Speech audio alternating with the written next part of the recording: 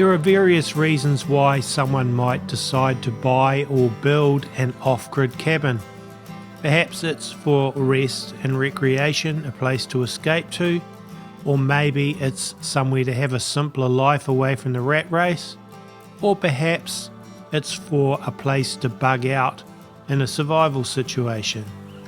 My off-grid cabin is small and simple, is an ongoing developing project, and is done on somewhat of a shoestring budget. It's fun and enjoyable, it's a great place to hang out.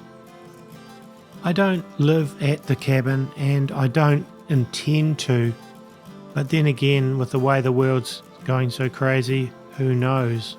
It's small, but the more I can make it efficient, the better it would be in a survival situation, as well as what it is now, which is just a place for rest and recreation. If you live in a cold or temperate climate, you've got to figure out ways to keep warm, and it's looking ominous in many places for people that are relying solely on the power grid, because in many places it's becoming increasingly unreliable, and in some places I think that is by deliberate design.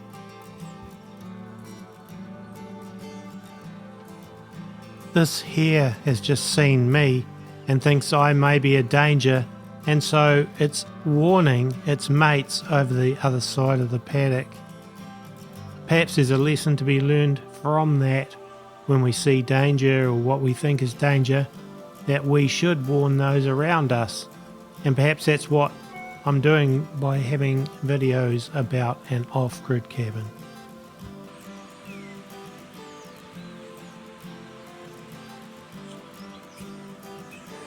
So it's around about 29 or 30 degrees Fahrenheit, -2 Celsius this morning. There's a bit of ice on the deck.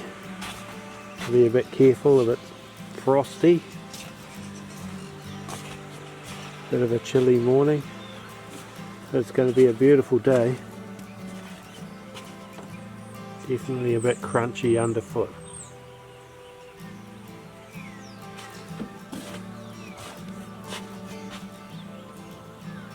Left these out last night.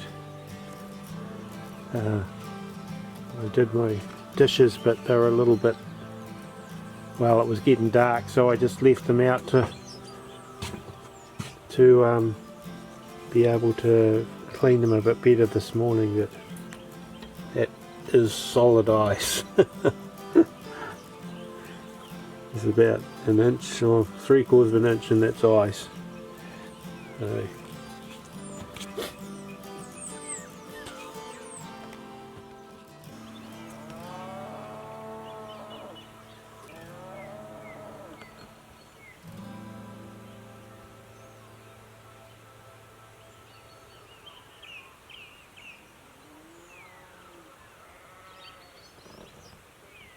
Well, these days I guess it's not politically correct with all the climate change stuff that's being spoken of allegedly, to have a fire or to be advocating using fires to keep warm and to cook.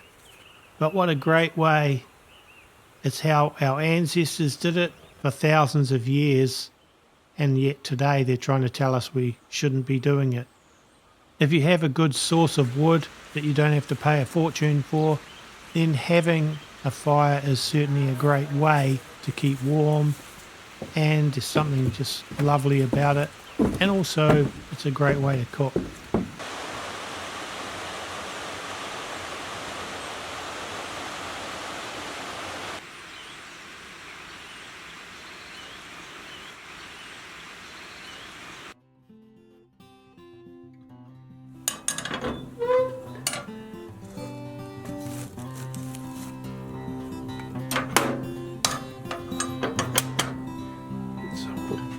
Water heated for a cup of coffee first thing this morning.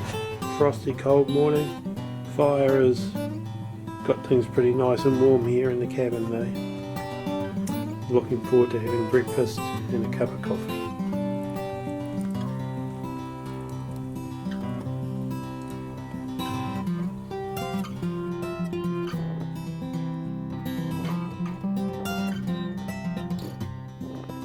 It's another day and a couple of weeks have gone by, and remember the ice on the fry pan and in the little pan. I decided it was time to close in that section with a bit of a roof, and I have some more plans for that little area as well. So here I am starting work on putting up a structure between two little buildings there to create some more shelter.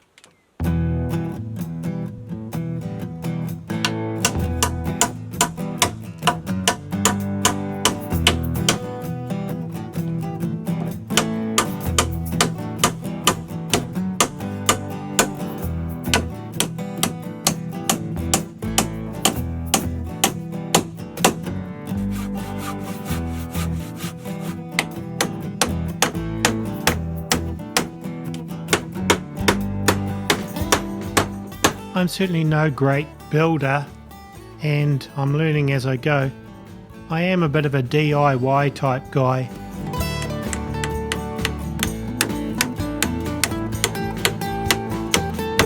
Over a long period of time I've been thinking about how to close in that area, and I decided that this is how I wanted to do it, using round logs.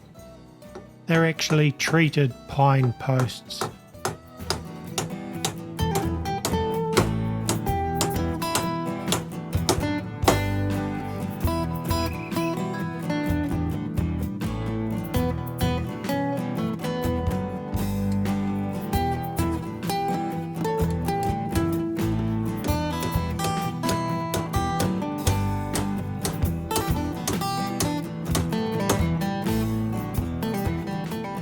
At this point the sun was out, and just look how beautiful those mountains are.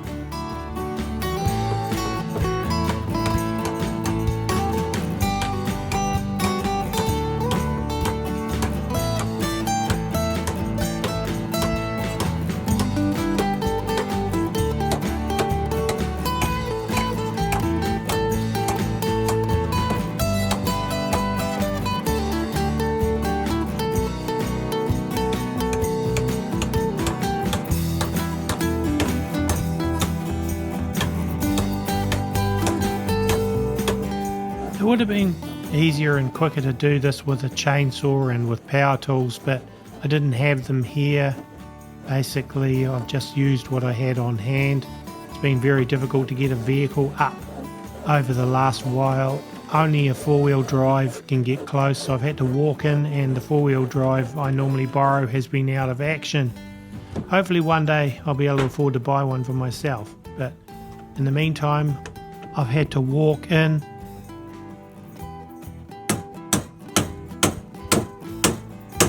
I had to use the hand tools that I have permanently stationed at the cabin, and thank you to Bruce for delivering the timber using his tractor, because the tractor is another way that you can get in here at the moment.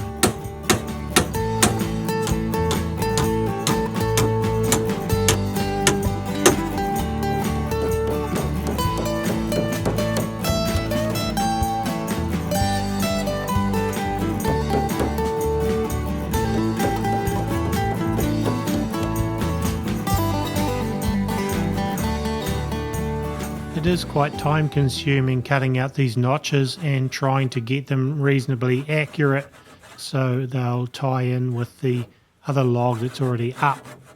I'm learning how to do it, and I'm sure there's easier ways, but this is working.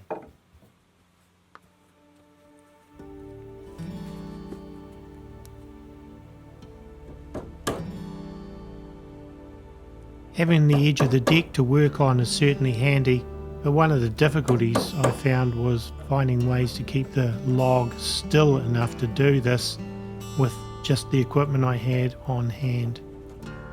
The joints are not perfect by a long shot, and I'm sure a real tradesman, craftsman, artisan would shake his head if they saw them, but hey, they're doing the job.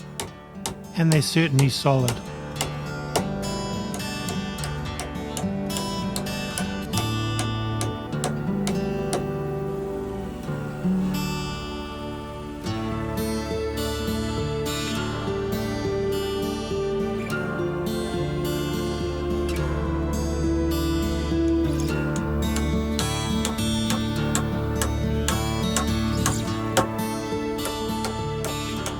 So the framework is up and it's pretty solid. It's now time to start the roof, putting the roofing material up, and I got Bruce to help me with that.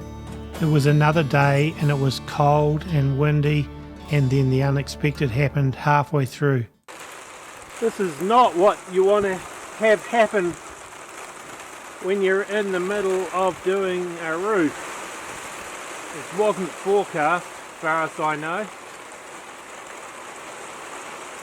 but here it is, pouring down.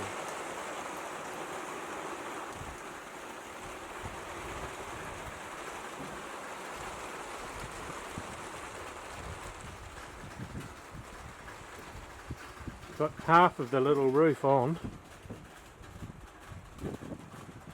and then it started raining, but there's some blue sky I can see over there. I hope it doesn't last too long.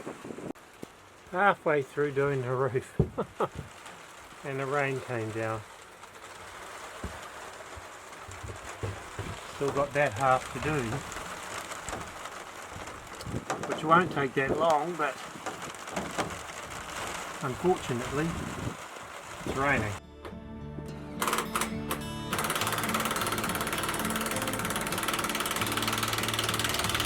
We had a lunch break, and then as quickly as that heavy shower came, it went. And Bruce, here he is, finishing off the last part of the roof with me, and thank you again for your help, Bruce.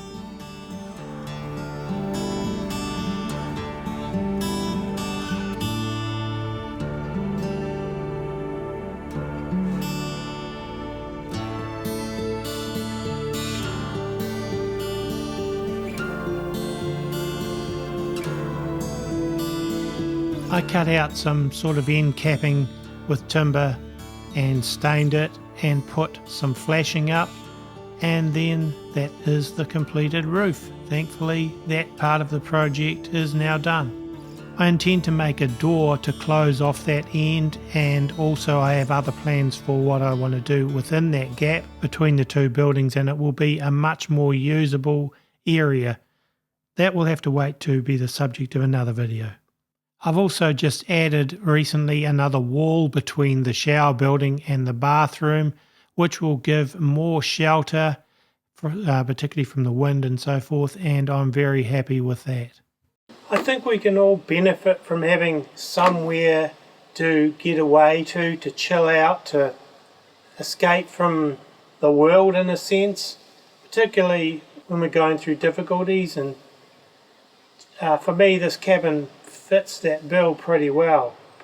You know, it's down to earth, kind of close to nature, simple, and it's really like living a different way than most people would live during their day-to-day lives these days. In fact, you know, I don't live here all the time either, so it's an escape. It's a place to escape to for me. For some people, having a place to go where there's quiet and no background noises that are man-made, no fast internet, no television, all that kind of thing, it would seem like a nightmare to be having to just have your own company. For me, I love doing it and coming here to the cabin as a peaceful place, but at the same time I wouldn't want to be isolated all the time either, so there has to be a balance. So this isn't where I live, but it's a great place to come to, this cabin out in the sticks, as I like to say. It's a nice place to spend some time. There are always things to be done here, always projects. Sometimes it can be quite therapeutic to go away and plan and think about the things that I could achieve when I have the time and the finances. Tends to be little things at a time, you know, small amounts of money to do things, because I never have a lot of spare, but it can be quite therapeutic to just go away and think about the next project and plan it out and then come back and do it. So I find that can be quite enjoyable, and that's one other benefit of having this cabin, that has some extra sort of peace about it and enjoyment. Sometimes life can feel like it's almost like a freight train going somewhere where you have no control over, and to some extent we don't. We do have some control. We can make right choices and control what happens in that sense, but there are other things that are beyond our control, and you just have to go along for the ride in a sense and trust that God has a way through it and a plan and a purpose. Even sometimes it can be hard to see that and how it fits, but I guess that's where faith comes in. And I am really grateful to have at least this cabin that I can get away to at times when I need to, and it really is a peaceful place, even though there's always things to do here. I hope you've enjoyed this video anyway. I've enjoyed presenting it for you.